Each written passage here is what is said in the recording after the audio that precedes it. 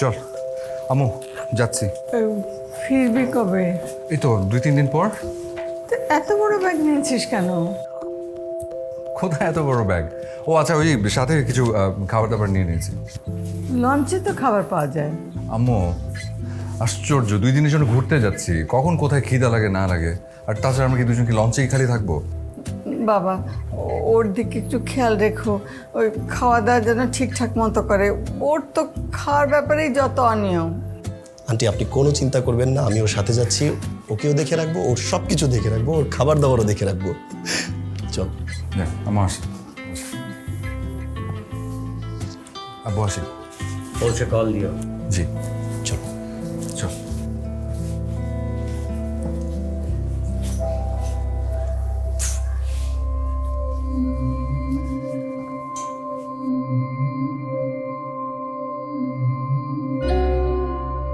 আনিস ভাই, আসসালামু আলাইকুম। আনিস ভাই, আমি সম্রাট বলছিলাম। আনিস ভাই, আনিস ভাই, একটা অ্যাক্সিডেন্ট হয়ে গেছে। আনিস ভাই, আনিস ভাই, অর্ণব লঞ্চ থেকে পড়ে গেছে। আনিস ভাই আমার সাথে ছিল, আমি খেয়াল করি না। আনিস ভাই, আনিস ভাই, আমি আমি আমি আমি সাথেই ছিলাম। এটা কি করে হলো আমি জানি না। আনিস ভাই, সরি আনিস ভাই, আমি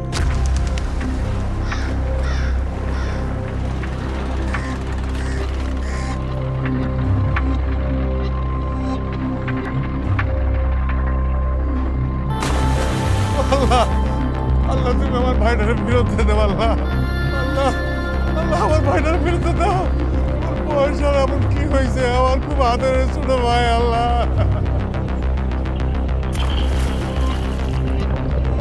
আল্লাহ, আল্লাহ, আমার ভাইটার বিরুদ্ধে দাও। আল্লাহ, ভাই একটু দেখো তো, ভাই ভাই ভাই একটু বাইরে দেখি তো। ও ভাই, আম্মা যাইতে মানা করছিল, আমি যাইতে বলছি। আমার ভাইটারে তুমি ফিরে দাও।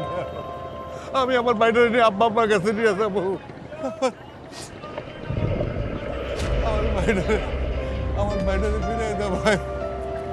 আমি আমার আম্মারে কি জবাব দেবো? আমি ভাই, আমি আব্বা আব্বার কাছে আমার ভাইটারে ফেরত দিয়ে যাচ্ছি চাই ভাই। না রে, এখনো পাওয়া যায় নাই রে, খুঁজতেছি। কোন স্রোত কোন দিকে টানে নিয়ে গেছে এটা কে টের পাবে? কিভাবে খুঁজে পাবে? তুই চাইলে আসতে পারিস, না দূর তো একটু আছে। আচ্ছা, ও ভাই, ভাই রে, ও ভাই, ও ভাই, ভাই রে, ভাই। আমার আসলে তেমন কিছু বলার নেই। আমাদের সিও স্যার এবং আমার কলিগ বৃন্দরা সব কিছু বলে গেছেন। আমরা জানি আমাদের প্রিয় সহকর্মী অর্ণব আজ আমাদের মাঝে নেই। একজন মানুষ মৃত্যুবরণ করেছে, এটা মেনে নেওয়া কঠিন, কিন্তু একজন মানুষ মৃত্যুর কূপে পড়ে হারিয়ে গিয়েছে, তার লাশটা কেউ খুঁজে পায়নি, এটা মেনে নেওয়াটা আরও বেশি কঠিন। মৃত ব্যক্তিরও একটা ঠিকানা হয়, আমাদের অর্ণবের ভাগ্যে সেটাও জোটেনি। সে যেখানে আছে মহান আল্লাহ তাআলা তারে ভালো রাখুক। আমরা অর্ণবের জন্য দোয়া করি এবং তার পরিবারের প্রতি আমরা সমবেদনা জানাই।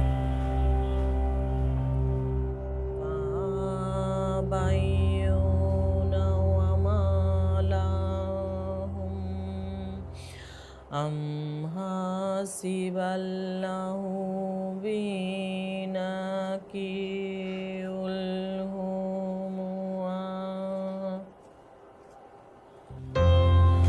কিছু বলবা? না, আপনি পড়া শেষ করেন, পরে বলছি। অসুবিধা নাই, বলো। আনিসটা কিছু খাওয়াইতে পারছো? খেতে চাচ্ছিল না, অনেক জোর করে খাইয়েছি। অফিস থেকে বারবার ফোন দিচ্ছিল, 3-4 দিন অফিসে যায় না তো, অনেক ইম্পর্টেন্ট কাজ জমে আছে ওর জন্য। আপা, আপনি কি আম্মার কাছে একটু যাবেন? আম্মাকে তো অর্ণবের রুম থেকে বেরই করা যাচ্ছে না, এরকম করলে তো অসুস্থ হয়ে পড়বেন। আপনি তো বড়, আপনার কথা হয়তো শুনবে, একটু যাবেন? আচ্ছা, আমি দেখতেছি।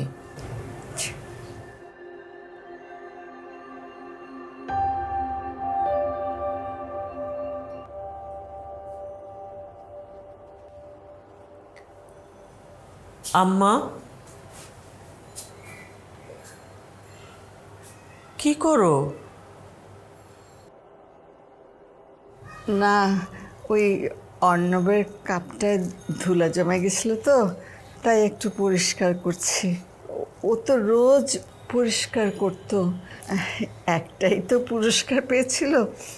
খুব যত্ন করে রাখতো আমার ছেলেটা।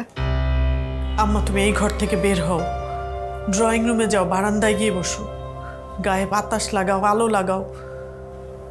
সোমারে, আমার অর্ণব কোথায় আছে? ও কি আর ফিরবে না? আমার লম্বা চওড়া ছেলেটা, ও তো সাঁতার জানতো। ও কি করে ডুবে গেল? হ্যাঁ, কি করে ডুবে গেল? ওই ওই রাক্ষসী ঢেউয়ের সঙ্গে পারে নাই। আমার ছেলেটা কত কষ্ট না জানি পেয়েছে, কত কষ্ট পেয়েছে রে আমার অর্ণব।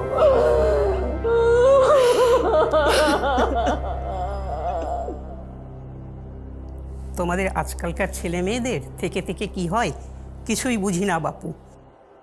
কয়েকদিন আগেও তো সব ঠিক ছিল, খাওয়া দাওয়া সব বন্ধ করে দিয়েছে, চোখের নিচে একেবারে কালি পড়ে গেছে, কথাও বলছে না ঠিক মতো। 100 বার করে জিজ্ঞেস করছি কি হয়েছে কি হয়েছে, চুপ করে থাকে, উত্তর দেয় না। আচ্ছা মা, তুমি আমাকে বলো তো, ওর কি কারোর সাথে ব্রেকআপ হয়েছে? কেউ কি ওকে চিট করেছে? ও কি পিচ্ছি বাচ্চা? ও ভার্সিটি শেষ করে চাকরি করা একটা মেয়ে। আচ্ছা দিচ্ছি, কথা বলো। এই নে কথা বল, নে।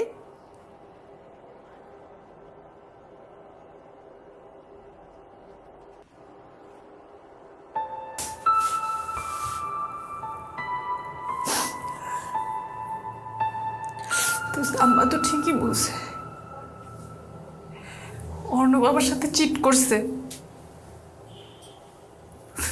ও আমাকে কেন এত স্বপ্ন দেখাইছে? ও যদি এত তাড়াতাড়ি চলে যায়,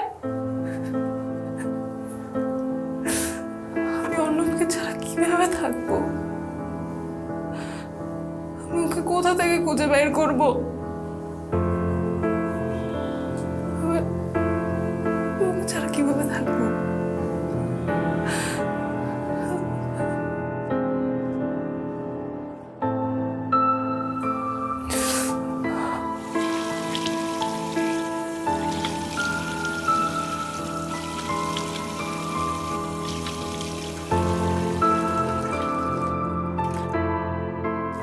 আম্মা, আমি অর্ণবের ছবিটা টানিয়ে দিয়েছি।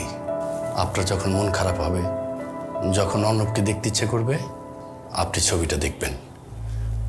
ওই সব সময় অর্ণবের ঘরে বসে থাকার কোনো দরকার নেই।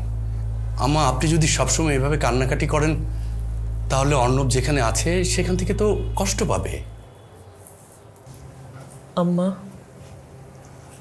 ওরা যেভাবে বলছে সেভাবেই তোমাকে চলতে হবে। ওরাই তো তোমাকে এখন দেখাশোনা করবে। আমি তো আর বেশি দিন থাকতে পারবো না, 2-3 দিনের মধ্যে আমাকে চলে যেতে হবে। নেক্সট উইকে বাবুর এক্সাম। ওদের কথা শোনো আম্মা, তুমি শুধু ঠিক মতো খাওয়া দাওয়া করবে আর অর্ণবের জন্য নামাজ পড়ে দোয়া করবে। আম্মা আম্মা একটু ভাত খেয়ে নিন, এভাবে খালি পেটে ওষুধ খেলে কখন আবার কি হয়ে যায়।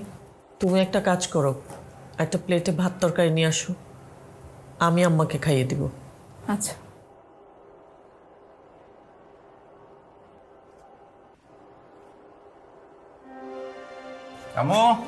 আমার প্রচন্ড খিদে পেয়েছে, খেতে দাও। আচ্ছা মনে হচ্ছে 2-3 প্লেট ভাত খেয়ে ফেলবো।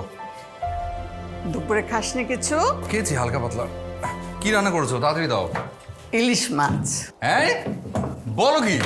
আচ্ছা তো তাহলে 10 প্লেট ভাত খেয়ে ফেলবো। কি ভাত আছে তো পর্যাপ্ত? আছে আছে। ঠিক আছে, তাড়াতাড়ি দাও। আমার কিন্তু 2-3 পিস লাগবে। ঠিক আছে।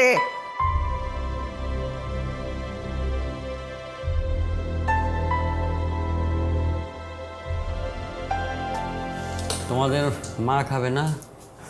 আম্মা ভাত খাবে না, বিস্কিট খেয়ে ওষুধ খেয়ে শুয়ে পড়েছে। তোমরা খেয়ে নাও। নানু ভাই, তুমি কি নিবে? কিছু না।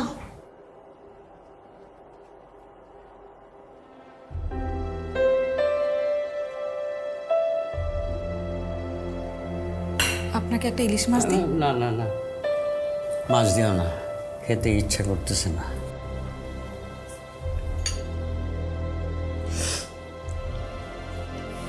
একটু সবজি দিই?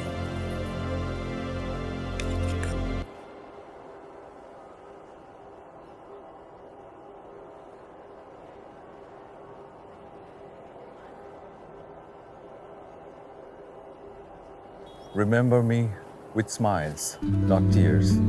For all the joy through all the years. Recall the closeness that was ours. A love as sweet as fragrant flowers. Don't dwell your thoughts that cause you pain. We will see each other once again. I'm at peace. Try to believe. It was my time. I have to leave. কার লেখা? Jenny গ্রেভলাইন। কবিতাটা আমার বেশ পছন্দ। তোর এরকম sad sad মার্কা কবিতা পছন্দ? কারণ I am the happiest person of the world. Happiest person. গোটা ওয়ার্ল্ডের না হয়, এই এলাকার তো। এলাকার সবচেয়ে হ্যাপিয়েস্ট পারসন হচ্ছে রমজান চাচা। তার এলাকায় 3টা বাড়ি। আমার মনে হয় কি জানিস, এই পৃথিবীতে সবচেয়ে আরামের ব্যবসা হলো বাড়ি, আর সবচেয়ে আরামের পদবি হলো বাড়িওয়ালা। মানে একটা করে ফেললেই হলো। ধারণা ভুল। যার আসে যত তার যায় তত, কথাটা মাথায় রাখিস। তুই দেখ না আমাকে, আমার কিচ্ছু নাই, ভাঙা চোরা খালি একটা গাড়ি আর তুই। এই জন্য আমি সব থেকে সুখী। এবার আমাকেও সুখী কর। তোর এই ভাঙাচোরা গাড়ি বাদ দিয়ে এবার তোর ভাঙাচোরা বাড়িতে নিয়ে ওঠা। আমার কদিন ধরে শখ হয়েছে আমি বউ সাজবো।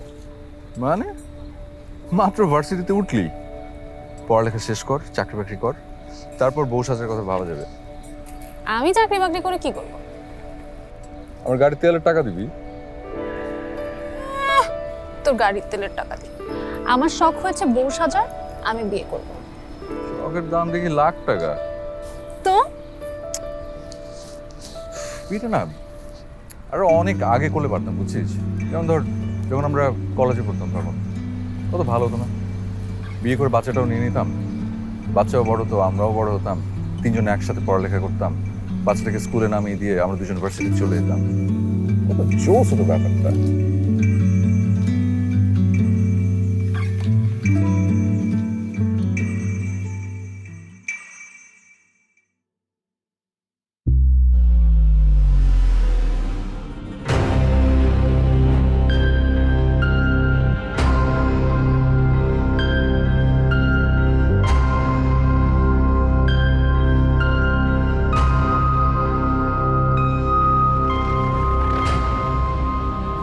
কি ব্যাপার তমাল সাহেব, আপনি তো চিন্তিত কেন? এই সিউ স্যার কি অর্ণবের পোস্টের ব্যাপারে কিছু বলছে? কই না তো, কিছু বলেনি তো। ও, হিসেব অনুযায়ী পোস্টটা তো আমার পাওয়ার কথা। 1 মাস হয়ে গেল, স্যার তো কিছু বলতেছে না। আপনি ধরে রেখেছেন পোস্টটি আপনিই পাচ্ছেন, আর এদিকে আবির সাহেব তো নিশ্চিত যে অর্ণব সাহেবের চেয়ারে উনিই বসবেন। উনি বললে তো হবে না। লাস্ট 1টা বছরে আমাদের কোম্পানিতে ওনার কন্ট্রিবিউশনটা কি সেটা বলেন। উনি তো বলেন কোম্পানির সব প্রফিট উনিই নিয়ে আসছেন। উনি একটা ফালতু লোক, বুঝতে পারছেন? কোম্পানির বড় বড় প্রজেক্টগুলোর ডিল আমি করি আর উনি প্রফিট এনে দেয়। মেসেজটাই খারাপ হয়ে গেল। ভাই শান্ত হন ভাই, চলেন একটু ঘুরে আসি, চলেন চলেন। কতদিন হলো?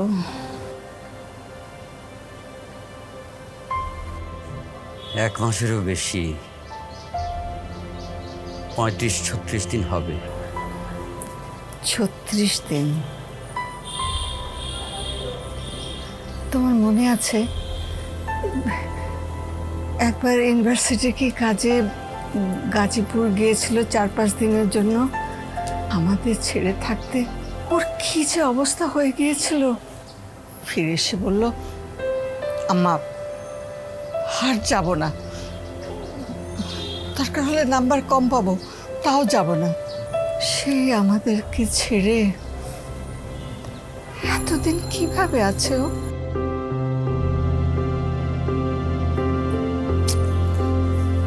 আচ্ছা এই যুগে মাথায় কেউ তেল দেয়? ছেলেদের ক্ষেত্রে তো প্রশ্নই আসে না। কি এক কাজ পেয়েছো, সপ্তাহে একদিন মাথায় তেল দিয়ে দাও। এই যুগের ছেলেমেয়েরা মাথায় তেল দেয় না বলেই তো চুলের এই অবস্থা। সবার চুল দেখি এই শলার ঝাড়ুর মতো শক্ত রুক্ষ। তোর বয়সী ছেলে মেয়েদের তো দেখি মাথায় চুলই নেই। শোন, নারকেল তেল হলো চুলের জন্য খুব উপকারী। আমি তোর বউকেও বলে যাব সপ্তাহে একবার যেন তোর মাথায় ঘষে ঘষে তেল দিয়ে দেয়। তোমার কথা শুনছি, বউয়ের কথা শুনবো তোমাকে কে বললো? আর বউ কই পেলা? ও মা, তোর সংসার হবে না, তুই বিয়ে করবি না। আমার কিছু হলে তখন তোকে কে দেখবে? তোমার কিছু হলে মানে? এই পৃথিবীতে সব মানুষ একটা নির্দিষ্ট সময় নিয়ে আসে। সে সময়টা ফুরিয়ে গেলে তাকে এই পৃথিবী থেকে চলে যেতে হয়। আমাকেও সেই নিয়মে চলে যেতে হবে। আম্মু তুমি না একদম আজের কথাবার্তা বলবা না। আর এইসব নিয়ম কানুন মানি না। তোমার কখনো সময় শেষ হবে না। আমাকে ফিরে তুমি কোথাও যাবা না।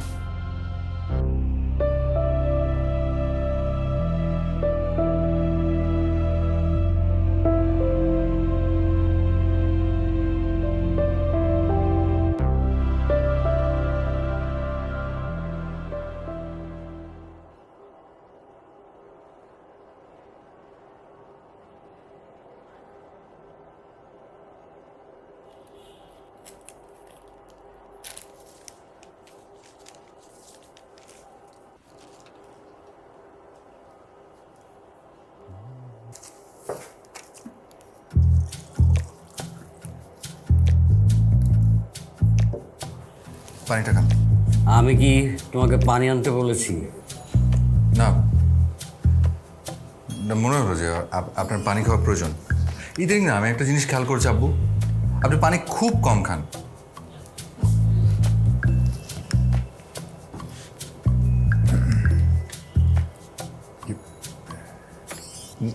কিছু খাবেন? নাস্তা দিতে বলবো? আম্মু, এই ভাবি,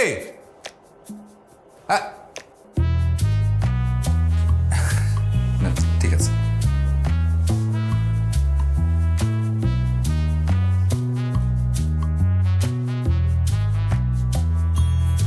এই অর্ণব ডাকলো মনে হয়, কোথায় গেল?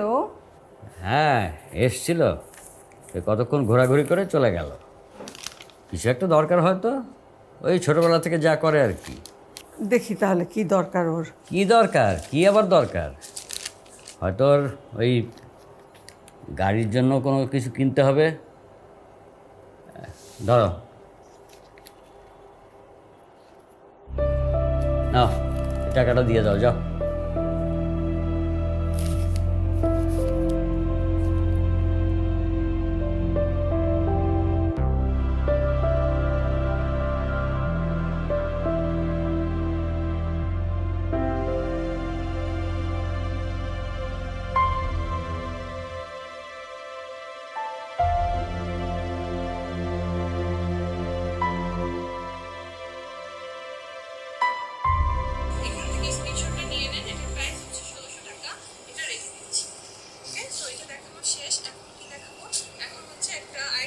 কিছু খাবি মা? অফিস থেকে এসে তো কিছুই খেলি না। না মা, অনলাইনে খাবার অর্ডার করেছি, চলে আসবে। কি অর্ডার করেছিস? চিকেন আর নান। তোমার জন্য অর্ডার করি নাই, তুমি তো চিকেন খাবা না জানি। ঠিক আছে। দেখো না কি সুন্দর কাপড় বেচে অনলাইনে, খুব সুন্দর তো। এটা নিব, এই যে দেখো।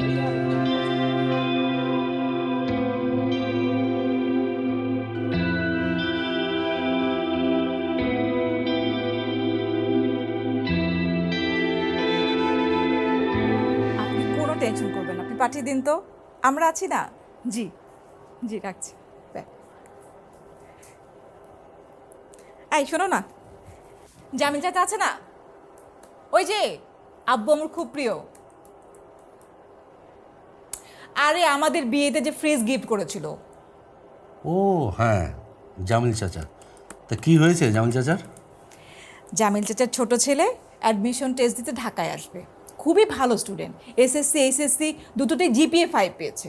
জামিল চাচা অবশ্য কিছু বলেনি, আমিই বলেছি আমাদের বাসায় এসে উঠতে। 2-3 দিনের ব্যাপার, কি বলো?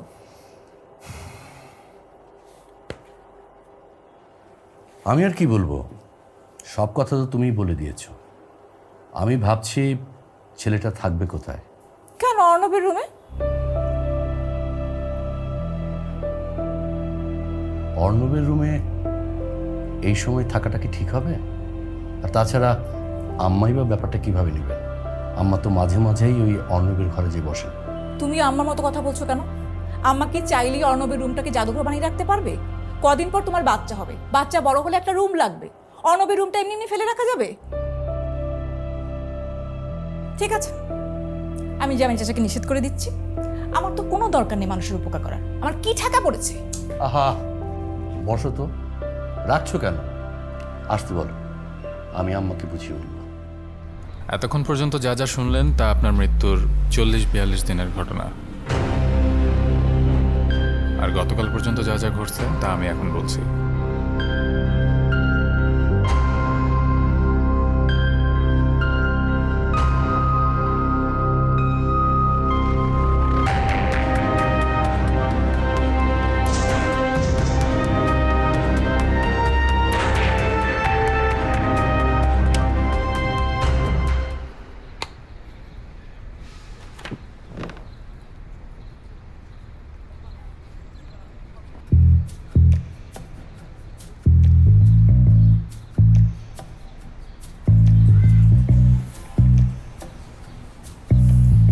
এটা কোনো কথা? শর্ট কিভাবে? আমারও একই প্রশ্ন, স্যার এত বড় ভুল করলো কিভাবে? আপনি ছিলেন, আমিও তো ছিলাম, তাইলে? আমার কথা বাদই দিলাম, আপনি এই যে কোম্পানির জন্য এত কিছু করছেন, আপনার ওই পোস্টটা পাওয়ার কথা। আপনি আমার কথা বাদ দেন, আপনি তো কম করেন নাই। গত 1 বছর আমাদের কোম্পানিতে আপনার কন্ট্রিবিউশন কি কম? কি আর করার, যা আসতেছি। এই তমাল সাহেব, কি ব্যাপার? আবির সাহেব, আপনারা ভিতরে আসুন না প্লিজ। কংগ্রেচুলেশন। মানে আপনাকে কংগ্রেচুলেশন জানানোর জন্য আসছিলাম আমরা। Thank you so much, thank you. আমরা টোটাল একটা প্ল্যান করছি যে কিভাবে আসলে কংগ্রেচুলেশন জানানো যায়। আচ্ছা, ভিতরে thank you, thank you. Hello Riya, কি অবস্থা? জি রায়হান ভাই, আছি কোনো রকম। কেন কোনো রকম কেন? ও আচ্ছা, বাদ দাও। আন্টি কেমন আছেন? তোমার আম্মু? ভালো, আপনি কেমন আছেন? আমার এই তো চলছে, চাকরিজীবী মানুষ। এখন অফিস থেকে বাসায় ফিরছি। ফেসবুকে তোমার একটা ছবি দেখলাম, শাড়িটা কিন্তু বেশ সুন্দর। কোত্থেকে কিনেছ? ও, এটা তো আম্মুর শাড়ি। ওটা খুব চমৎকার শাড়ি। জি। আচ্ছা রিয়া, বেডটের হও না? না, শুধু অফিসে যাই, তেমন কোথাও যাওয়া হয় না। বের হও একদিন। দেখি। রিয়া, আমি বুঝতে পারছি তোমার মনটা বেশ খারাপ। মন খারাপ থাকাই স্বাভাবিক, কিন্তু এভাবে মন খারাপ করে থাকলে তো আর জীবন চলবে না। একদিন বের হও, আমরা বসি। আমার বন্ধু আমাদের ছেড়ে চলে গেছে, আমরা তো আছি। আম্মা, আব্বা কি রুমে? হ্যাঁ। তা আপনি কি খাওয়া দাওয়া করেছেন? করেছি বাবা, তুই অফিস থেকে এসে খেয়েছিস? হ্যাঁ, খেয়েছি। আম্মা, আমাদের তো একটু গ্রামে যাওয়া দরকার। হ্যাঁ, তোর আব্বা কদিন ধরে বলছিলেন বাড়িতে গিয়ে আত্মীয় স্বজন সবাইকে নিয়ে অর্ণবের জন্য একটু মিলাদ পড়ানো, দোয়া খায়ের করা।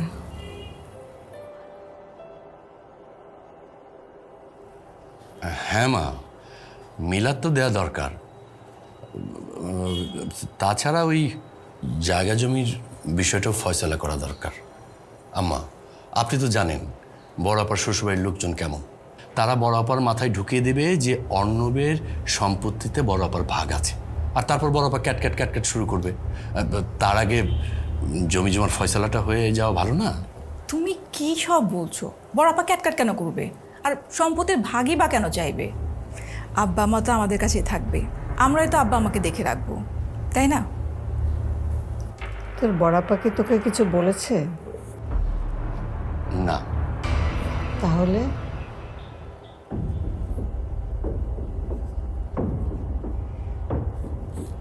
ঠিক আছে, আমি তোর আব্বাকে বলবো।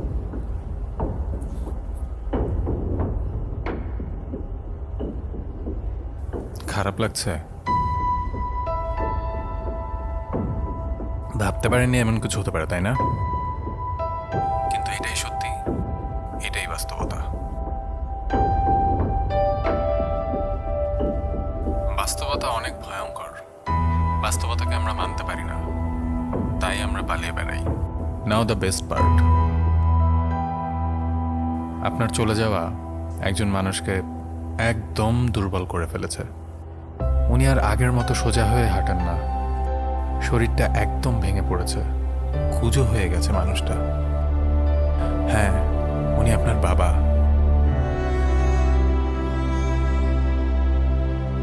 আরেকজন আপনার মা। আপনার এই অকালে চলে যাওয়া মানুষটা মানতেই পারছে না।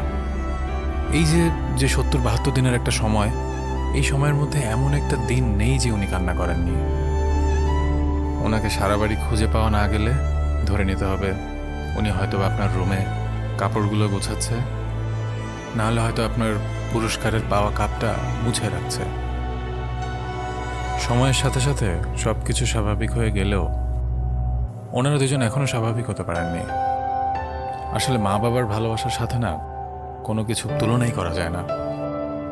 আমি নিশ্চিত ওনারা এখন প্রহর গুনছেন কখন সময় হবে ছেলের কাছে যাওয়ার।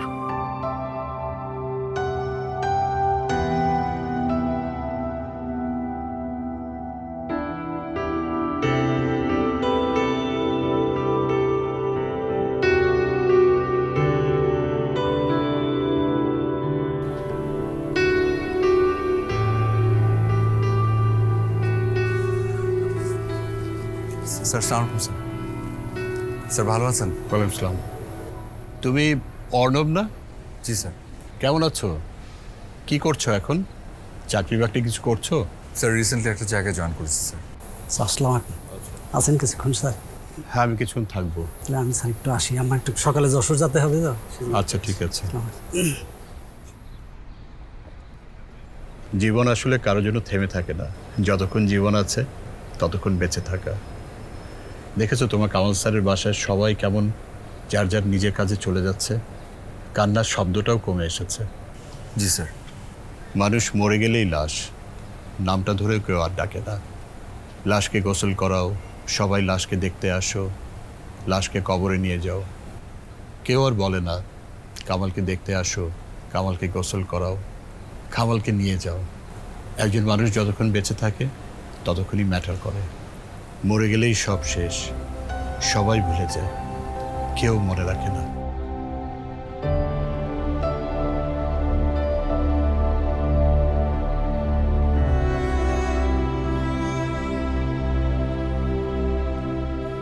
সেদিনই অর্ণবের মাথায় প্রশ্ন আসে, সে মারা যাওয়ার পর কে তাকে মনে রাখবে, কতটা মনে রাখবে, কিভাবে মনে রাখবে, নাকি রাখবে না।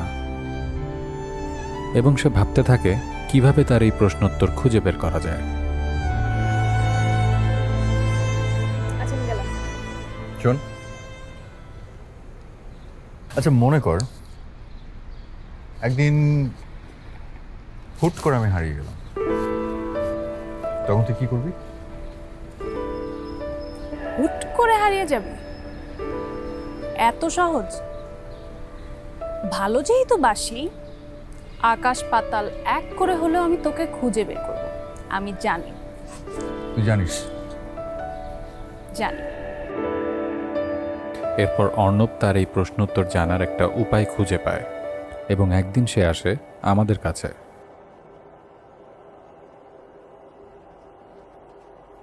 সরি, রিহার্সালে ছিলাম। আপনি অর্ণব? জি। চা কফি কিছু দিতে বলি? না ঠিক আছে, অন্য কোনো দিন। আচ্ছা বলেন, কিভাবে আপনাকে হেল্প করতে পারি? আমি আসলে আপনার কাছে একটা হেল্পের জন্য এসেছি, যেটা হচ্ছে আমি একটা প্রশ্নের উত্তর জানতে চাই। আমার এক শিক্ষক সেদিন আমাকে বললেন যে মানুষটাকে মরে গেলেই লাশ হয়ে যায়, কেউ নাকি তার নাম ধরে ডাকে না। আমি এই উত্তরটা জানতে চাই যে আমি চলে যাওয়ার পরে আমার কাছের মানুষগুলোর অনুভূতি কী হয়। এখন আপনার প্রথম কাজ যেটা হবে সেটা হচ্ছে আমার বাসায় আপনাকে একজন গ্রহণযোগ্য বন্ধু হিসেবে এস্টাবলিশ করা, যাতে আমাদের নেক্সট কাজগুলো করতে সুবিধা হয়। খুব সহজ কাজ, কিন্তু আমি আসলে ভাবছি পরের অংশটা নিয়ে।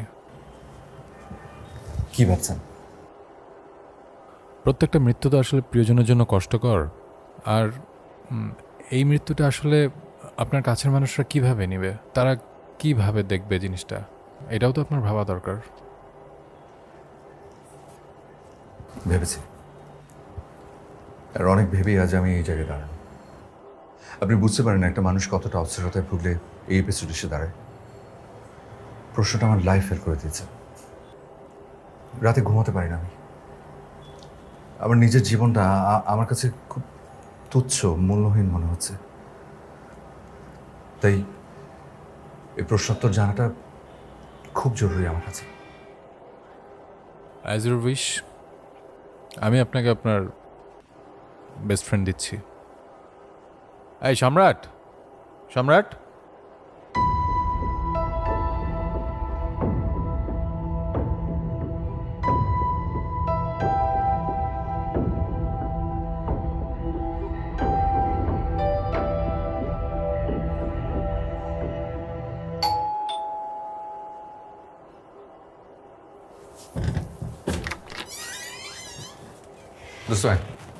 আমার একটু দাঁড়াও, ওই পরিচয় করে দিই। আমার আমার বন্ধু, এটা খুবই ক্লোজ একটা ফ্রেন্ড।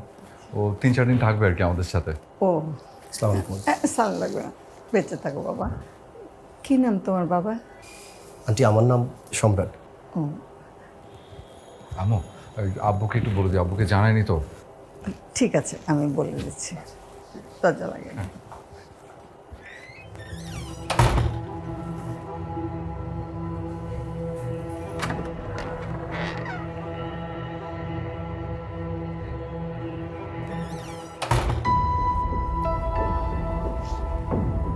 আসো, চা খাও।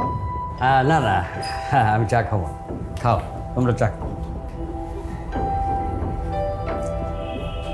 আন্টি আপনি কোনো চিন্তা করবেন না, আমি ওর সাথে যাচ্ছি, ওকেও দেখে রাখবো, ওর সব কিছু দেখে রাখবো, ওর খাবার দাবারও দেখে রাখবো।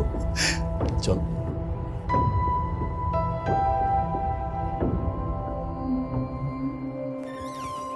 আনিস ভাই, আসসালামু আলাইকুম। আনিস ভাই, আমি সম্রাট বলছিলাম। আনিস ভাই, আনিস ভাই একটা অ্যাক্সিডেন্ট হয়ে গেছে। আনিস ভাই, আনিস ভাই অর্ণব লঞ্চ থেকে পড়ে গেছে। আনিস ভাই আমার সাথে ছিল, আমি খেয়াল করিনি। আনিস ভাই, আনিস ভাই আমি আমি আমি আমি সাথেই ছিলাম। এটা কি করে হলো আমি জানি না। আনিস ভাই সরি। আনিস ভাই আমি বুঝতেছি না কি করবো। আনিস ভাই আমি সরি। আনিস ভাই আপনারা কোথায়? আনিস ভাই প্লিজ একটু আসেন। আনিস ভাই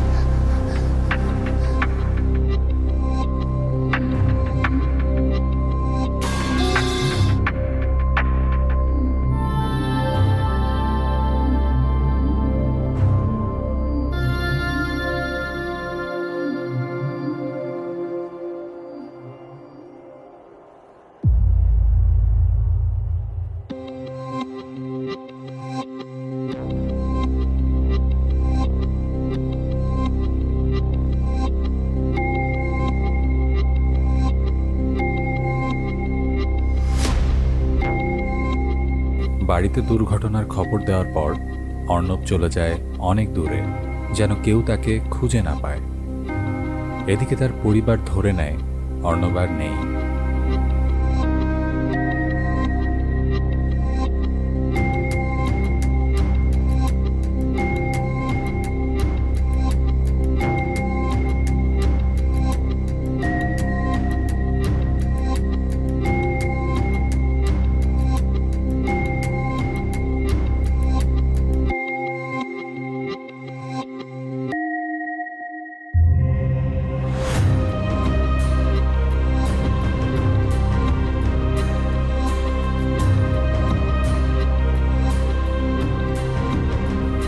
সম্রাটের সাহায্যে আমি অর্ণবকে জানাতে থাকি তার পরিবার, বন্ধুমহল ও কর্মস্থলের সকল পরিস্থিতি।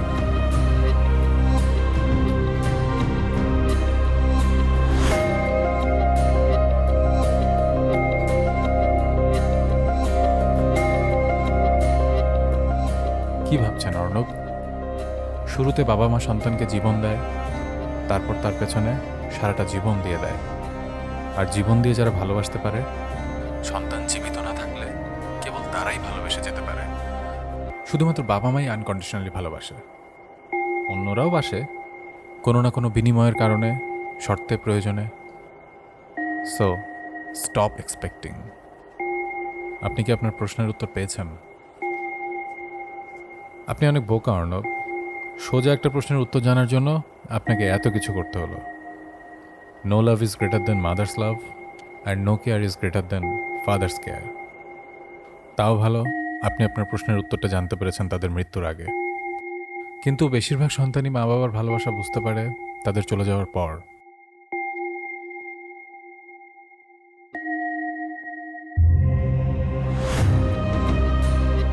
কিছু প্রশ্নের উত্তর জানতে নেই, কিছু প্রশ্ন অজানা থাকে বলেই মানুষ একে অন্যকে ভালোবেসে জীবন চালিয়ে নিতে পারে আমৃত্যু। যে প্রশ্ন অর্ণব তার জীবনের কাছে ছুঁড়েছে তার উত্তর তো সে জেনে গেল। এখন কি অর্ণব চাইলেও ফিরতে পারবে জীবনের কাছে, নাকি এক বুক অভিমান নিয়ে হারিয়ে যাবে প্রকৃতির মাঝে? অর্ণব হয়তো ভেবেছিল সে ছাড়া পৃথিবী থমকে যাবে, বাবা মা সহ তার সব প্রিয় মুখ ভুলে যাবে জীবনের মানে। অর্ণব যেটা জানতো না সেটা হলো জীবন গতিশীল। বেঁচে থাকার জন্য আমাদের প্রতিনিয়ত জীবন চালিয়ে নিতে হয় জীবনের নিয়মে। একমাত্র বাবা মায়ের কাছেই জীবন থমকে দাঁড়ায়। অর্ণব কি ফিরে যাবে তার প্রিয় মুখগুলোর কাছে, নাকি অভিমান নিয়ে হারিয়ে যাবে এই প্রকৃতিতে?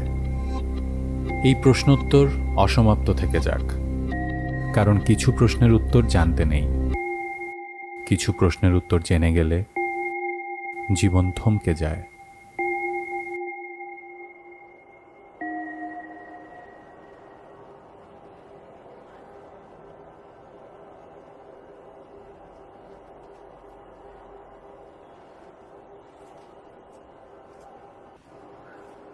তুমি কি জেগে আছো? ঘুমাচ্ছ না কেন? ভালো লাগছে না, চোখ বন্ধ করলে অস্থির লাগছে। ঘুমাও। তুমি ঘুমাচ্ছ না কেন? তোমারও কি ভালো লাগছে না? না। অর্ণবের কথা মনে পড়ছে? মনে পড়বে কি, বোঝে চলে গেছে, আমার সেটাই বিশ্বাস হয়।